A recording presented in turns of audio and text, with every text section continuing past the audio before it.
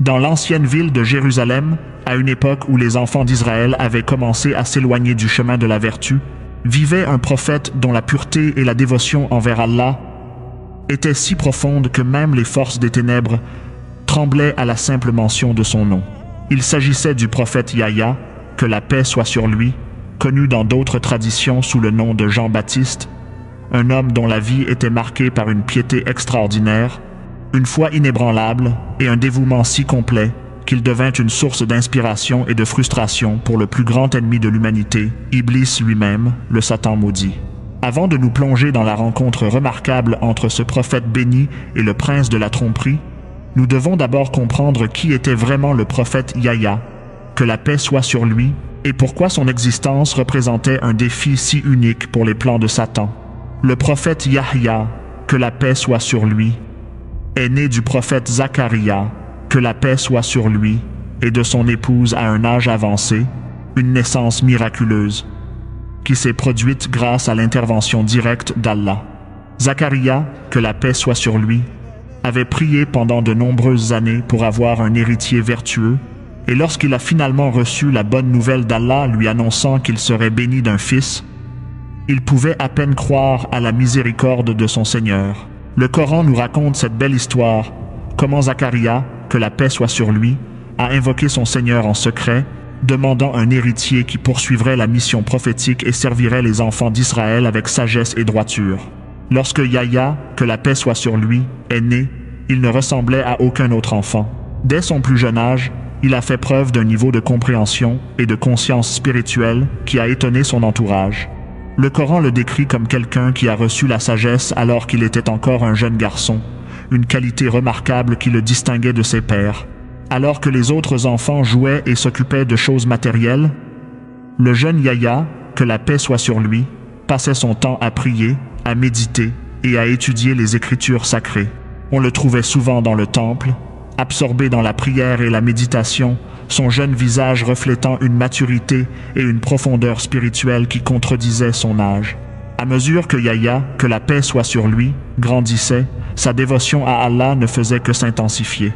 Il menait une vie d'ascétisme extrême, portant des vêtements simples, faits de poils de chameau rugueux, ne mangeant que les aliments les plus basiques, tels que les sauterelles et le miel sauvage, et passant la plupart de son temps dans le désert, loin des distractions et des tentations de la vie urbaine. Ses journées étaient remplies de prières, ses nuits d'adoration, et chaque souffle était consacré au souvenir d'Allah. Il était connu pour son extraordinaire gentillesse et sa compassion envers toutes les créatures d'Allah. On dit qu'il pleurait tellement par crainte d'Allah et par amour pour son Créateur que ses joues portaient des marques permanentes de ses larmes. Le prophète Yahya, que la paix soit sur lui, était également connu pour son engagement inébranlable envers la justice et la vérité. Il dénonçait sans crainte les actes répréhensibles, quelle que soit l'identité de leur auteur. Il appelait les gens à la droiture, les mettait en garde contre le péché et leur rappelait constamment leurs responsabilités devant Allah. Ses sermons étaient puissants et émouvants, touchant le cœur de ceux qui l'écoutaient et inspirant beaucoup à revenir sur le chemin de la droiture. Cependant, son franc-parler et son refus de faire des compromis sur les questions de foi et de moralité lui valurent également des ennemis parmi ceux qui préféraient vivre dans l'obscurité et la corruption. Il est important de comprendre que Satan, le maudit Iblis, mène une guerre contre l'humanité depuis l'époque d'Adam. Que la paix soit sur lui. Lorsque Allah créa Adam, que la paix soit sur lui, et ordonna aux anges et à Iblis de se prosterner devant lui, Iblis refusa par arrogance et orgueil. Il se croyait supérieur à Adam, que la paix soit sur lui, car il avait été créé à partir du feu, tandis qu'Adam, que la paix soit sur lui, avait été créé à partir de l'argile. Pour cet acte de désobéissance et d'arrogance, Allah a chassé Iblis de sa miséricorde et l'a maudit jusqu'au jour du jugement.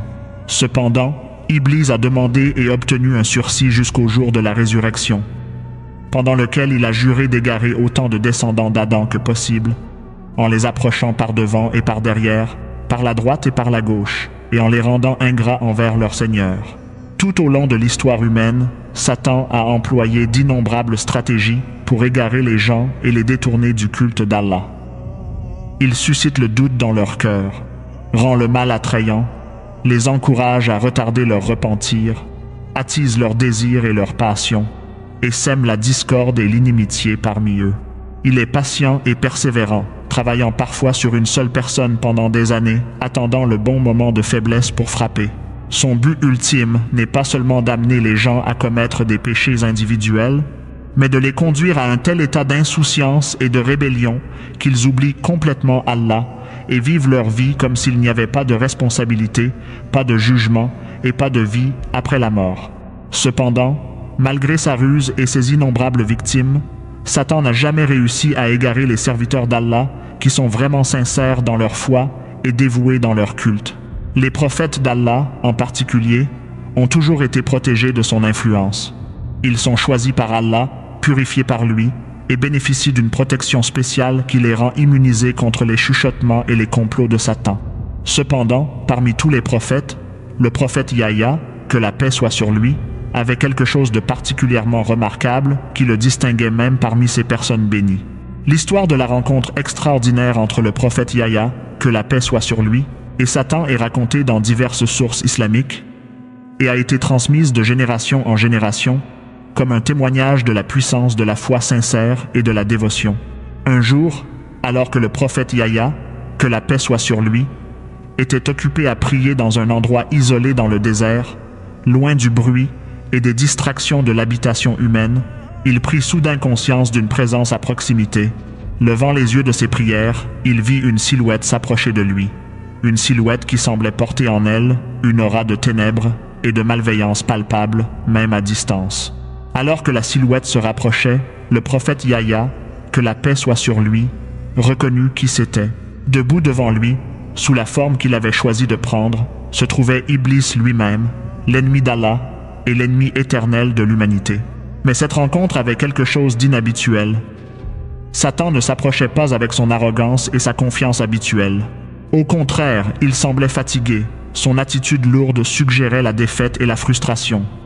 Son apparence était négligée, son expression troublée, et alors qu'il se tenait devant le prophète, il n'y avait aucune trace de la moquerie ou de l'arrogance qui caractérisait habituellement ses interactions avec les êtres humains. Le prophète Yahya, que la paix soit sur lui, regarda le maudit d'un regard fixe, sans montrer ni peur ni anxiété. Il savait que Satan n'avait aucun pouvoir sur ceux qui étaient véritablement dévoués à Allah, et il avait une confiance totale dans la protection de son Seigneur. Cependant, il était curieux de savoir pourquoi Iblis avait choisi de se révéler de cette manière et ce qui l'avait amené à cet endroit. Rompant le silence, Satan prit la parole, et ses paroles furent inattendues. « Oh Yahya !» dit-il d'une voix empreinte d'une véritable frustration et même d'un soupçon de respect, « Je suis venu vers toi parce que je me trouve dans une situation que je n'ai jamais connue auparavant et je cherche à comprendre ce qui me trouble. » Le prophète Yahya, que la paix soit sur lui, écouta silencieusement Satan poursuivre. « À travers toute la création, dit-il, j'ai réussi à égarer d'innombrables âmes. J'ai poussé les gens à abandonner leurs prières, à se livrer à des actes interdits, à oublier leur Créateur et à mener une vie d'insouciance et de péché.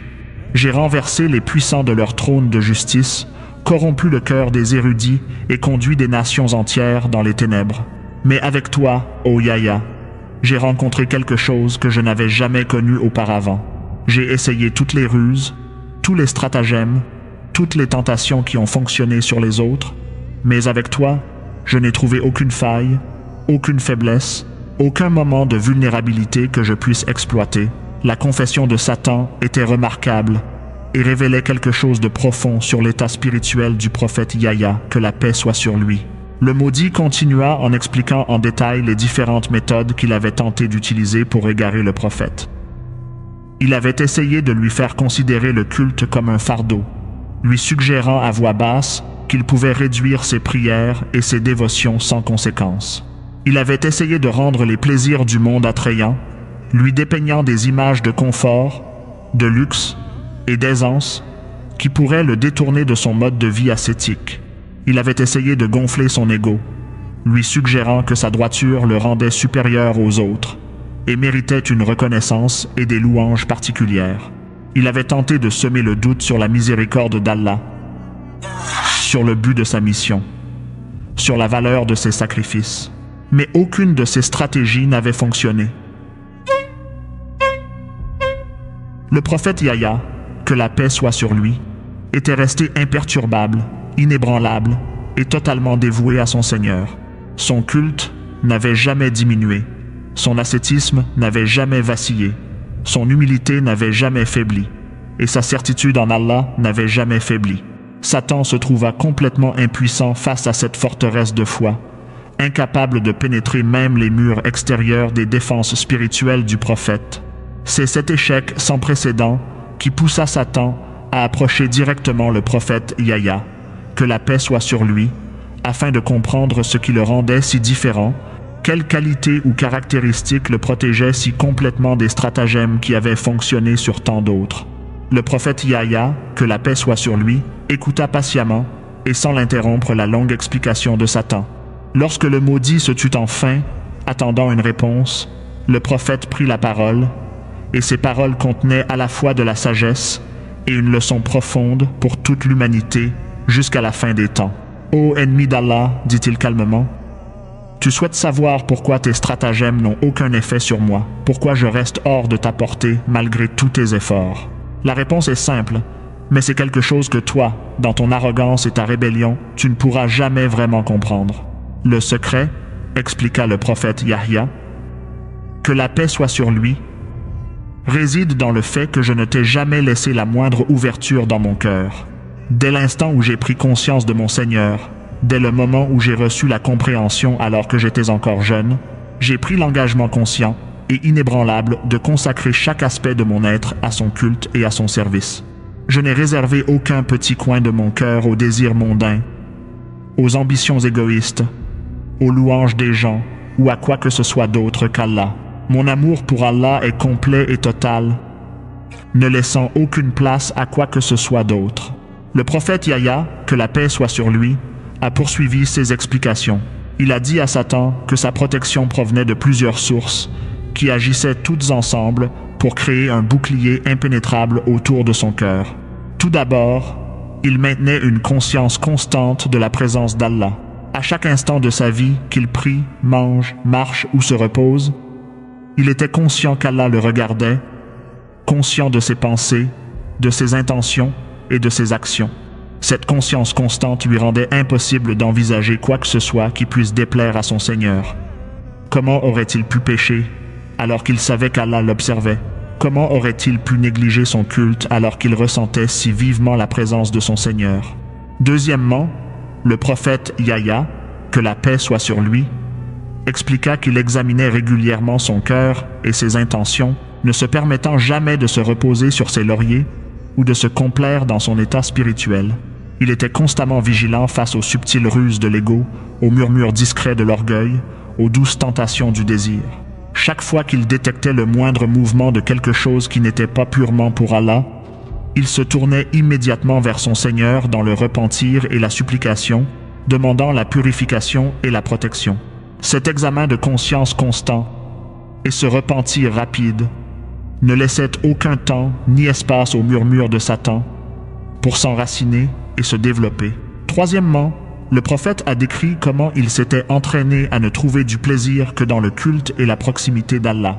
Alors que d'autres cherchaient le bonheur dans les possessions matérielles, les relations, le statut social ou le confort, il avait découvert une joie si profonde et si satisfaisante dans sa relation avec son Créateur que tout le reste semblait pâle et sans valeur en comparaison. La douceur de se tenir debout en prière devant Allah, la paix d'être prosterné, la joie de réciter et de contempler, ses paroles, ses plaisirs spirituels étaient devenus si profondément ancrés dans son âme que les tentations matérielles n'avaient plus aucun attrait pour lui. Comment Satan aurait-il pu le tenter avec des plaisirs temporaires alors qu'il éprouvait déjà le plaisir le plus profond et le plus durable qui soit? Quatrièmement, le prophète Yahya, que la paix soit sur lui, expliqua sa pratique d'une gratitude intense. Il passait une grande partie de son temps à réfléchir et à être reconnaissant pour les innombrables bénédictions qu'Allah lui avait accordées. La bénédiction de la foi, la bénédiction de la guidance, la bénédiction d'avoir été choisi comme prophète, la bénédiction de pouvoir adorer, la bénédiction de chaque souffle, de chaque battement de cœur, de chaque instant d'existence. Cet état constant de gratitude lui faisait prendre profondément conscience de sa dépendance envers Allah et de l'incroyable miséricorde et bonté dont son Seigneur avait fait preuve à son égard. Comment pouvait-il alors se détourner de celui qui lui avait tout donné? Comment pouvait-il être ingrat envers celui qui méritait toute sa gratitude? Cinquièmement, il a parlé de sa pratique consistant à se souvenir fréquemment de la mort. Le prophète Yahya, que la paix soit sur lui, ne s'est jamais permis d'oublier que son temps dans ce monde était limité, que la mort pouvait survenir à tout moment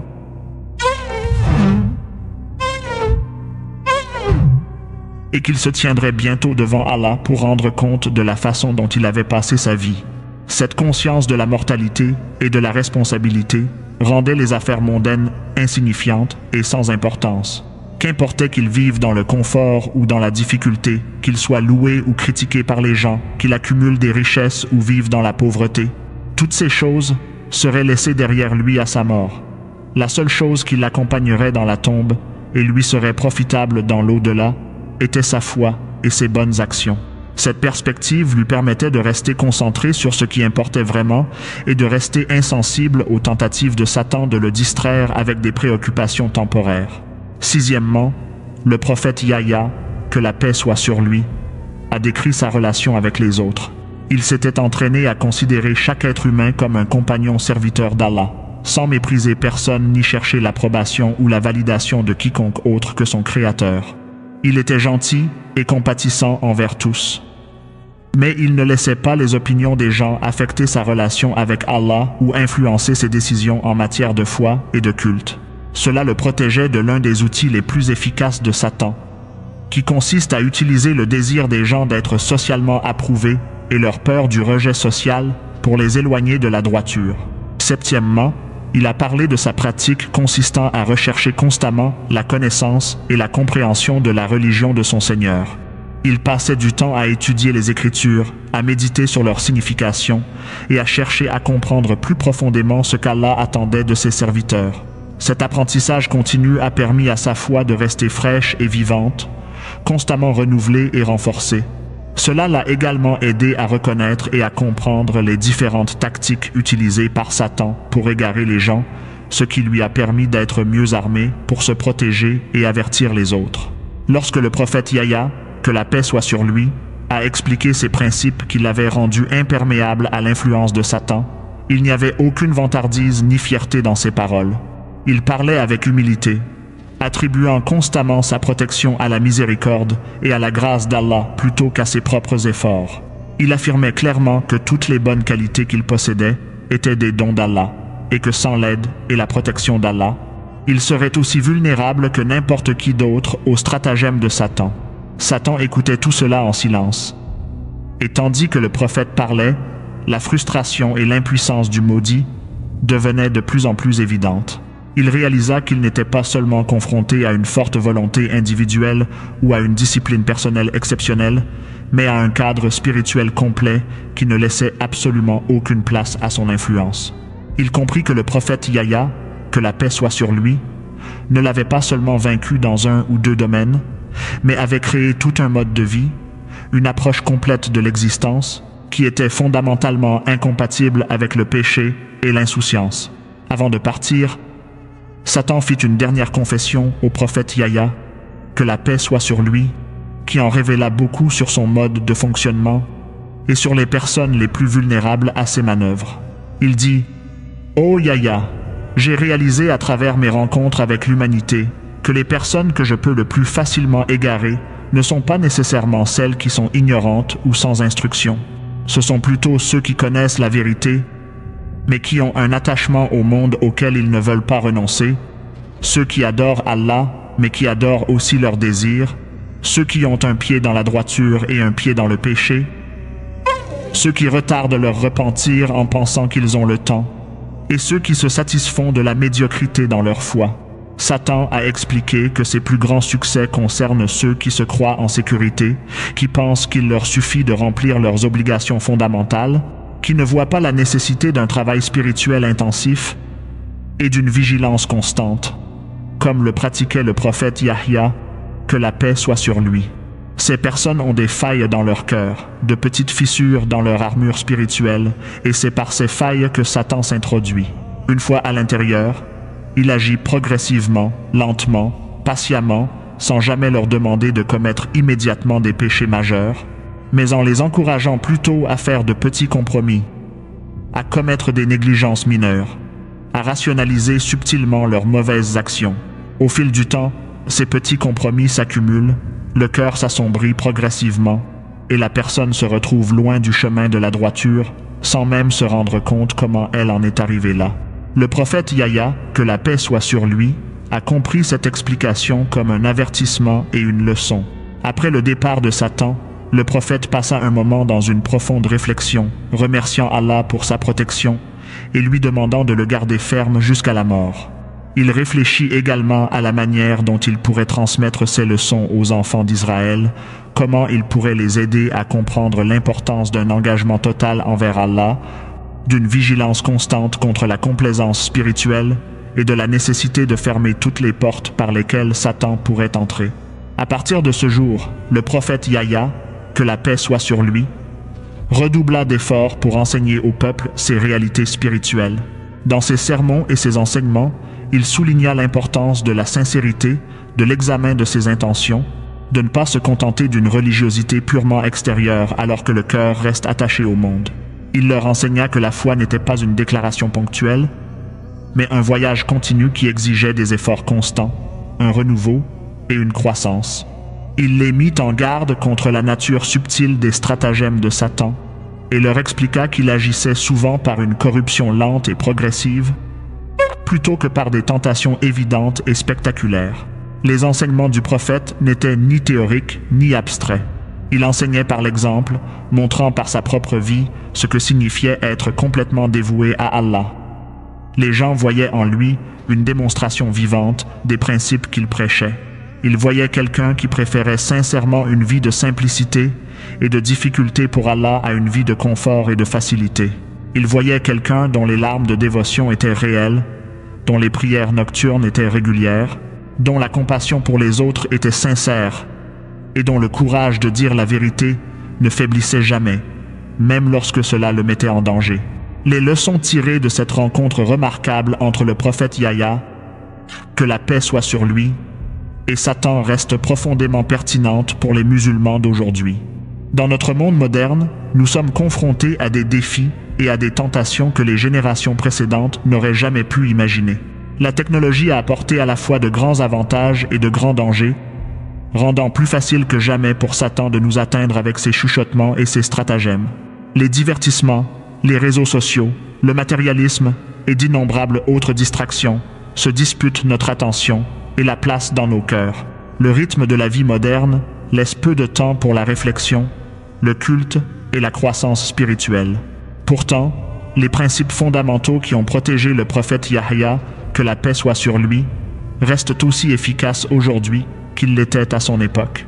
Nous aussi, nous pouvons nous efforcer de rester constamment conscients de la présence d'Allah dans nos vies. Nous aussi, nous pouvons prendre l'habitude d'examiner régulièrement notre cœur et nos intentions. Nous aussi, nous pouvons apprendre à trouver un véritable plaisir dans le culte et dans la proximité avec notre Créateur. Nous aussi, nous pouvons cultiver une profonde gratitude pour les bénédictions d'Allah. Nous aussi, nous pouvons nous souvenir fréquemment de la mort et laisser ce souvenir façonner nos priorités. Nous aussi, nous pouvons entretenir des relations saines avec les gens sans accorder plus d'importance à leur approbation qu'à celle d'Allah. Nous aussi, nous pouvons rechercher continuellement la connaissance afin de garder une foi forte et une compréhension claire. Cette histoire nous enseigne également la nature de Satan et ses méthodes. Nous apprenons qu'il est patient, qu'il étudie attentivement ses cibles, qu'il adapte son approche à chaque individu et qu'il agit souvent par une corruption progressive plutôt que par des tentations spectaculaires. Il est essentiel de comprendre son mode opératoire pour nous protéger. Nous devons être particulièrement vigilants face aux petits compromis, aux négligences mineures, aux rationalisations que nous faisons pour des comportements que nous savons être mauvais. Ce sont les fissures par lesquelles Satan s'introduit. Et si elles ne sont pas comblées, elles peuvent se transformer en brèches majeures dans nos défenses spirituelles. Une autre leçon importante est que le pouvoir de Satan sur nous est limité. Il peut murmurer et suggérer, mais il ne peut pas nous forcer à faire quoi que ce soit. Le Coran nous dit qu'au jour du jugement, Satan reniera ses disciples, leur disant qu'ils n'avaient aucun pouvoir sur eux, si ce n'est celui de les inviter à pécher, et qu'ils ont répondu à son invitation. Le pouvoir d'accepter ou de rejeter ces chuchotements nous appartient toujours. Cela est à la fois stimulant et qui donne à réfléchir. Cela signifie que nous ne pouvons pas blâmer Satan pour nos péchés ni l'utiliser comme excuse. Nous sommes responsables de nos choix. Mais cela signifie également qu'avec l'aide d'Allah et nos propres efforts sincères, nous pouvons résister à Satan, tout comme l'a fait le prophète Yahya, que la paix soit sur lui. Cette histoire nous rappelle également l'importance d'avoir de grandes ambitions spirituelles. Le prophète Yahya, que la paix soit sur lui, ne s'est pas contenté d'être une bonne personne ou un croyant pratiquant. Il aspirait à l'excellence dans son culte, à une dévotion totale, à une purification totale de son cœur. C'est le genre d'ambition élevée que nous devrions tous cultiver. Nous ne devrions pas nous contenter d'éviter les péchés majeurs ou de remplir nos obligations fondamentales. Nous devrions viser l'excellence, une connexion profonde avec Allah, la transformation de notre cœur et de notre caractère. Oui, nous serons loin de la perfection, et oui, nous ne sommes pas des prophètes protégés de toute erreur. Mais l'ambition elle-même nous élève plus haut que nous ne pourrions l'être autrement. De plus, cette histoire nous enseigne la relation entre la connaissance et l'action. Le prophète Yahya, que la paix soit sur lui, ne se contentait pas de connaître Allah intellectuellement. Sa connaissance se traduisait en action, en mode de vie, en transformation de tout son être. C'est ce type de connaissance qui compte vraiment, et non celle qui reste dans la tête sans toucher le cœur, ni changer le comportement. Lorsque nous apprenons quelque chose sur notre foi, nous devrions immédiatement nous demander ce que cela signifie pour notre façon de vivre, comment nous pouvons l'appliquer, comment cela devrait nous changer. La connaissance sans action, c'est comme avoir une carte sans jamais commencer le voyage. La rencontre entre le prophète Yahya, que la paix soit sur lui, et Satan met également en évidence le pouvoir de la sincérité et de la pureté des intentions. L'une des principales raisons pour lesquelles Satan n'a pas pu influencer le prophète était que son cœur ne contenait rien d'autre que l'amour d'Allah et le désir de lui plaire. Il n'y avait pas de motif mixte, pas d'intention cachée, pas de buts ultérieurs. Tout ce qu'il faisait était purement pour Allah. Ce niveau de sincérité est quelque chose que nous devrions constamment rechercher dans nos propres vies. Nous devrions examiner nos actions et nous demander si nous les faisons vraiment pour Allah seul ou si nous recherchons des louanges, de la reconnaissance, des récompenses ou d'autres avantages matériels. L'histoire de la rencontre entre le prophète Yahya, que la paix soit sur lui, et Satan est bien plus qu'une anecdote historique intéressante. C'est un manuel détaillé pour la protection spirituelle, un guide complet pour établir et maintenir une relation solide avec Allah, et un avertissement sévère sur la réalité de la guerre que Satan mène contre l'humanité. Les principes qui ont protégé le prophète Yahya, que la paix soit sur lui, les stratégies qu'il a utilisées pour garder son cœur pur, et les révélations de Satan lui-même sur ses méthodes, contiennent tous des leçons inestimables pour les croyants de toutes les générations. Qu'Allah nous accorde la capacité d'apprendre de cette histoire, d'appliquer ces leçons dans nos vies, de nous protéger des stratagèmes de Satan et de suivre les traces de ces serviteurs vertueux comme le prophète Yahya. Que la paix soit sur lui, qu'il garde nos cœurs attachés à lui seul, libres de l'amour de ce monde et de tout ce qui le déplace du centre de notre être, qu'il nous accorde la sincérité dans toutes nos actions, la protection contre les chuchotements de Satan et la constance sur son chemin jusqu'à ce que nous le rencontrions. Amin.